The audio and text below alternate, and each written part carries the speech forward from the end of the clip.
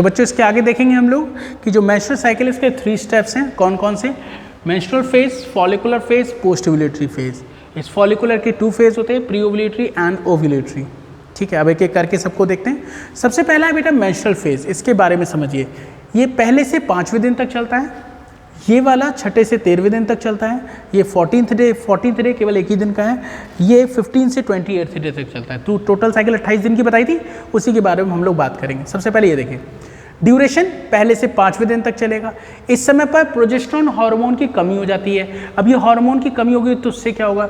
इसकी वजह से एंडोमेट्रियम ब्रेक हो जाएगी। देखिए, यूट्रस की जो इनर लेयर होती है उसे हम एंडोमेट्रियम कहते हैं, ये टूट जाएगी। जब ये टूटेगी तो इससे ब्लड निकलने लगेगा। ठीक है, प्रोजेस्टेरोन हार्मोन एंडोमेट्रियम को मेंटेन रखता है, इसीलिए इसको प्रेगनेंसी हार्मोन भी कहते हैं। ध्यान रहे, प्रेगनेंसी हार्मोन किसे कह रहे हैं? तो प्रोजेस्टेरोन हार्मोन एंडोमेट्रियम को मेंटेन रखता है, इसलिए इसे प्रेगनेंसी हार्मोन कहते हैं। इसकी कमी होने पर ये टूटेगी, ब्लड बाहर आएगा। जब ब्लड बाहर आएगा बेटा तो केवल ब्लड नहीं आएगा, ब्लड के साथ साथ इम्प्योरिटीज़ भी आएंगी, ये टूटा हुआ टिश्यू भी आएगा और इमेच्योर ओवा भी आएगा। क्या क्या आएगा? Impurities, lost tissues and immature ओवा किसके साथ बाहर आएंगे? ब्लड के साथ। कहाँ से होती है? इस वेजाइना से होते हुए। ठीक है, देखो पहला जो स्टेप है मेंस्ट्रुअल फेज, इस फेज में इसको मेंस्ट्रुएशन भी कहते हैं। इस फेज में प्रोजेस्टेरोन हार्मोन की कमी से एंडोमेट्रियम टूटेगी, उससे ब्लड निकलेगा, टूटे हुए टिश्यू बाहर आएंगे, इम्प्योरिटीज़ आएंगे, इमेच्योर ओवा भी बाहर आएगा। ठीक है, इतनी बात समझ में आती है? यहाँ तक कोई दिक्कत नहीं। अब सुन लो, इसको हम मेंसेस क्या बोलते हैं? मेंसेस या मेंस्ट्रुअल फ्लो भी कहते हैं इस ब्लड को। इस ब्लड को क्या बोलते हैं? जो ब्लड बाहर आ रहा है उसको मेंसेस या मेंस्ट्रुअल फ्लो भी कहते हैं। पहला स्टेप हो गया। सेकंड स्टेप में प्री ओव्यूलेटरी, छठे से 13 दिन तक चलेगा। इस समय पर FSH हार्मोन काम करेगा। FSH 11th में पढ़ा था आपने लास्ट वाले चैप्टर में। फॉलिकुलर स्टिमुलेटिंग हार्मोन, फॉलिकल को स्टिमुलेट करने वाला हार्मोन। ये हार्मोन क्या काम करेगा? देखो, ओवरी के अंदर कई सारे फॉलिकल होते हैं, primary follicle, secondary follicle, tertiary follicle और फाइनली बनता है मैच्योर ग्राफियन फॉलिकल। ठीक है, तो यहाँ से यहाँ तक का डेवलपमेंट कराने की जिम्मेदारी है FSH की। तो आप बताओगे इस समय पर FSH हार्मोन फॉलिकल के डेवलपमेंट को स्टिमुलेट करेगा और फाइनली MGF बनाएगा। ठीक है, इसमें 2 बातें बतानी है कि ये क्या है, मतलब ड्यूरेशन क्या है, कौन काम करेगा। इसके काम करने से क्या होगा? फाइनली क्या बन जाएगा? मैच्योर ग्राफियन फॉलिकल बनके तैयार हो जाएगा। फिर आता है ये वाला फेज, ये केवल एक ही दिन का है, 14 डेज का। इस समय पर क्या होगा? इस समय पर ओव्यूलेशन होगा। बहुत इंपॉर्टेंट, 10th में पढ़ा होगा आपने। ओव्यूलेशन क्या होता है? ये जो MGF है मैं यहाँ पे बना के दिखाता हूँ। देखिए, ये MGF ये टूट जाएगा, ये टूटेगा और इसके अंदर जो सेकेंडरी oocyte, ये है सेकेंडरी oocyte, ये बाहर आ जाएगा। क्या नाम है इसका? Secondary oocyte। सेकेंडरी oocyte, इसका नाम है सेकेंडरी oocyte। तो ये सेकेंडरी oocyte बाहर आ जाएगा। जब ये सेकेंडरी oocyte बेटा बाहर आएगा तो इसके चारों तरफ 2 लेयर और प्रेजेंट होगी। एक ये है, इसका नाम होता है जोना पेल्यूसिडा। एक और लेयर प्रेजेंट होगी, उसका नाम होता है कोरोना रेडिएटा। चलो लेयर्स तो हम आगे पढ़ाएंगे आपको। तो जब सेकेंडरी oocyte बाहर आता है तो उसके साथ 2 लेयर तो आ जाती हैं और 2 लेयर ये वाली अंदर ही रह जाती हैं। टोटल 4 लेयर होती हैं सेकेंडरी oocyte की प्रोटेक्शन के लिए। 2 लेयर के साथ ये बाहर आएगा।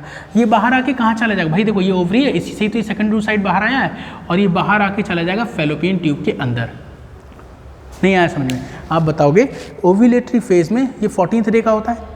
इस समय पर एक हार्मोन काम करेगा, LH, ल्यूटेनाइजिंग हार्मोन। याद रखना, ये पढ़ा था 11th में, जब ये पढ़ा था तब ये पढ़ा था। ल्यूटेनाइजिंग हार्मोन है ये। ल्यूटेनाइजिंग हार्मोन ओव्यूलेशन को स्टिमुलेट करता है। अब बात आता है ओव्यूलेशन क्या है? ओव्यूलेशन का मतलब है सेकेंडरी oocyte का ओवरी से बाहर आना। सेकेंडरी oocyte का ओवरी से बाहर आना। ये बाहर कैसे आएगा? तो आप बताओगे, पहले MGF की वॉल टूटेगी, फिर ओवरी की वॉल टूटेगी, ये बाहर आ जाएगा।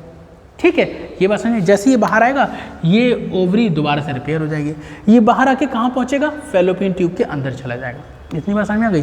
तो आप बताओगे secondary oocyte released out from the ovary and released to fallopian tube, और फैलोपियन ट्यूब की तरफ चला जाएगा, वहाँ तक पहुँच जाएगा। ये हो गया ओव्यूलेटरी फेज। अब जब ये चला गया यहाँ पे, तो ओवरी के अंदर क्या होगा?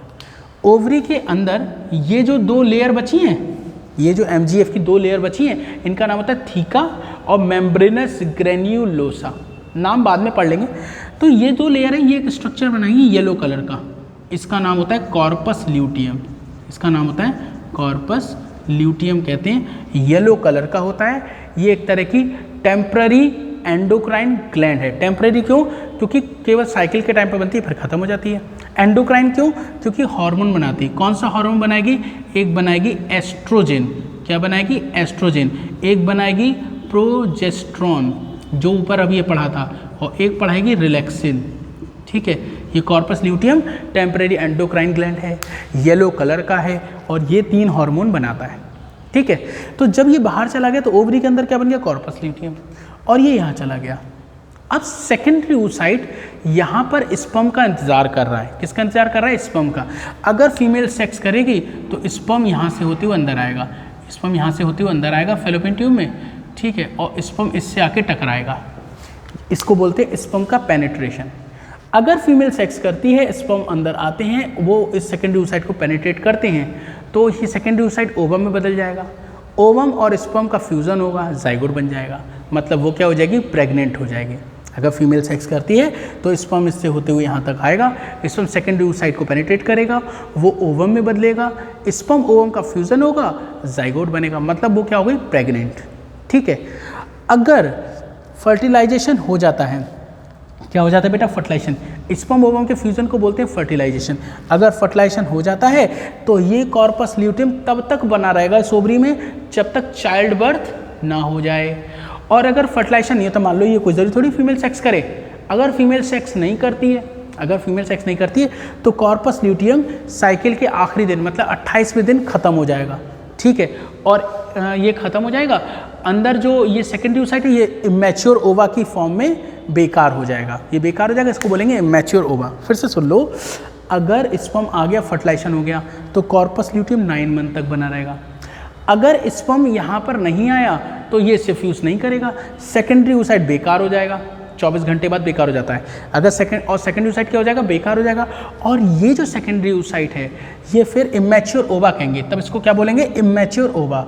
और जब अगली वाली साइकिल होगी तो वो इमेच्योर ओवा ब्लड के साथ बाहर चला जाएगा। ठीक है, तो ये हो गया हमारा पोस्ट ओव्यूलेटरी फेज।